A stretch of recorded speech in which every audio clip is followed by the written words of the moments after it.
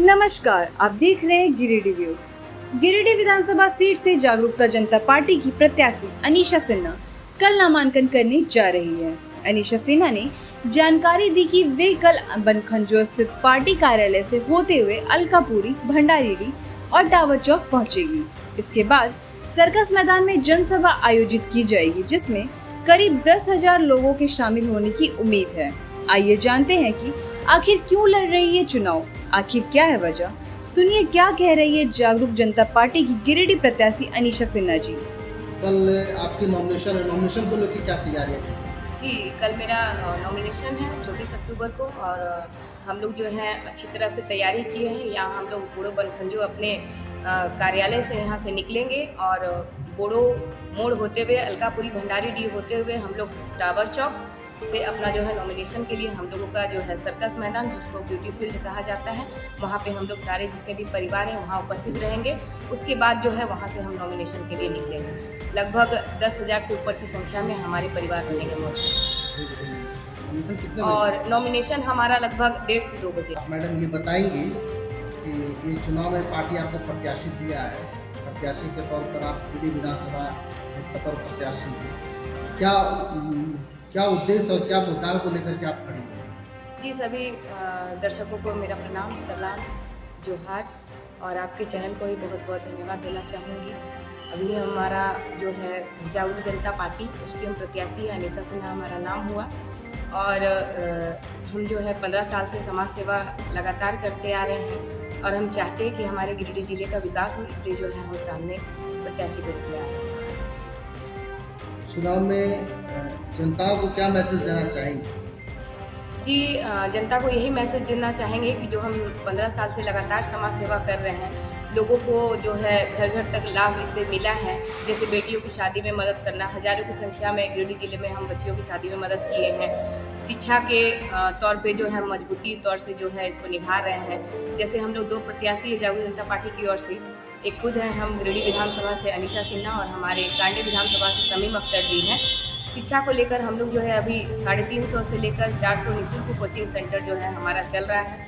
उसमें बच्चे पढ़ रहे हैं, निःशुल्क शिक्षा ग्रहण कर रहे हैं और वहाँ की जो टीचर हैं, शिक्षक या शिक्षिकाएँ, उनको सैलरी भी मिल रहा है मंथली। समझिए एक तरह से उनको रोजगार भी दिया गया है। रोजगार आप लोगों का मुख्य मुद्दा है। गिरिडीह में बेरोजगारी की संख्या को कैसे घटाएंगे? जी, सही बात है कि रोज़गार नहीं मिल पा रहा है, चाहे पुरुष हो या महिला हो, रोज़गार बहुत ही ज़रूरी है और इस पे ज़्यादातर मेरा फोकस है कि पुरुष तो किसी तरह बाहर कमाने के लिए चले जाते हैं, जो भी वो बाहर में कमाएं, लेकिन महिलाओं को एक कैसे अपना घर को चलाना चाहिए एक महिला ही समझ सकती है, क्योंकि हम भी एक महिला हैं और मुझे पता है कि कितना कठिन परिश्रम होता है महिलाओं को घर चलाने में।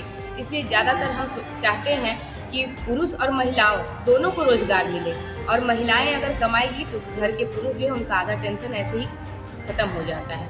तो इसके लिए हम हमेशा से तत्पर हैं, आगे हैं और आगे भी इसको करना चाहेंगे कि रोज़गार मिले, ताकि जो अपने परिवार होते हैं एक जगह, वो ज़्यादा अच्छा लगता है। और परिवार से अगर एक भी व्यक्ति बाहर चले जाए कमाने तो एक अधूरा परिवार होता है। तो हम चाहते हैं कि महिला अगर घर बैठे कुछ कमा ले और उनके पुरुष जो बाहर कमाने गए हैं वो उनको वापस ले आते, तो दोनों मिलकर अगर कमाएंगे तो एक सुंदर परिवार का गठन होता है। कई प्रत्याशी मैदान में हैं और आपकी किससे सीधा टक्कर है? जी, सभी प्रत्याशी मैदान में हैं, हमें भी पता है, चाहे कोई भी पार्टी से हो, बीजेपी हो, कांग्रेस हो, जेएमएम हो या जो भी पार्टी हो, उनसे मुझे कोई लेना देना नहीं है। किसी की विपक्ष की बात हम नहीं करते, किसी से मुझे कोई दुश्मनी नहीं है। कोई भी पार्टी काम किए हैं तो वो भी अपने जनता के लिए काम किए हैं और हम भी जो 15 वर्ष से लगातार समाज सेवा किए हैं, हम भी अपने जनता के लिए काम किए हैं। तो जनता पर निर्भर है कि जनता किन हो चाहती है। एक आखिरी सवाल है कि जीत के बाद आप लोगों को क्या मैसेज देना चाहेंगे? जी, जीत के बाद लोगों को क्या मैसेज देना चाहेंगे, इससे पहले हम बता चुके हैं कि लगभग 15 वर्ष मेरा हो गया समाज सेवा में और लगातार हर परिवार को हम मदद किए हैं, चाहे वो घर बना कर दिए हों, बेटियों की शादी में मदद किए हैं, गाड़ी में सहयोग किए हैं, गाड़ी खरीदने में, और ऐसी शिक्षा में भी अभी हम बताएं कि शिक्षा में भी जो है हम लोग लगातार तत्पर हैं। हम लगातार इसको करते आ रहे हैं और बच्चे की शिक्षा जरूरी है, क्योंकि बच्चे शिक्षित होंगे तभी विकास होगा, तभी उनको रोजगार मिलेगा। और रही बात बेटियों की शादी में, तो ये हमारे पास प्रमाण भी है कि गिरिडीह जिला में लगभग हजारों बच्चियों की शादी जो है हमारे माध्यम से जो है कुछ सहयोग स्वरूप हम लोग दिए हैं, उसमें शादी करवाएं हम लोग।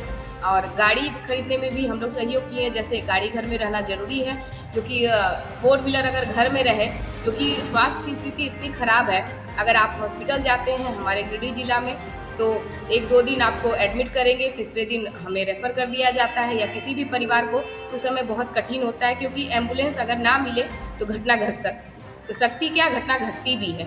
तो इसीलिए हम लोग 4 व्हीलर खरीदने में भी मदद करते हैं कि किसी के पास अगर 10 लाख का 4 व्हीलर खरीदना चाहते हैं, उसके पास अगर 5 लाख की है तो उनको मदद आज के डेट में 1 रुपया कोई गाड़ी खरीदने में नहीं करेगा। तो इसमें भी हम लोग सहयोग किए हैं और आगे भी इसको करते रहेंगे।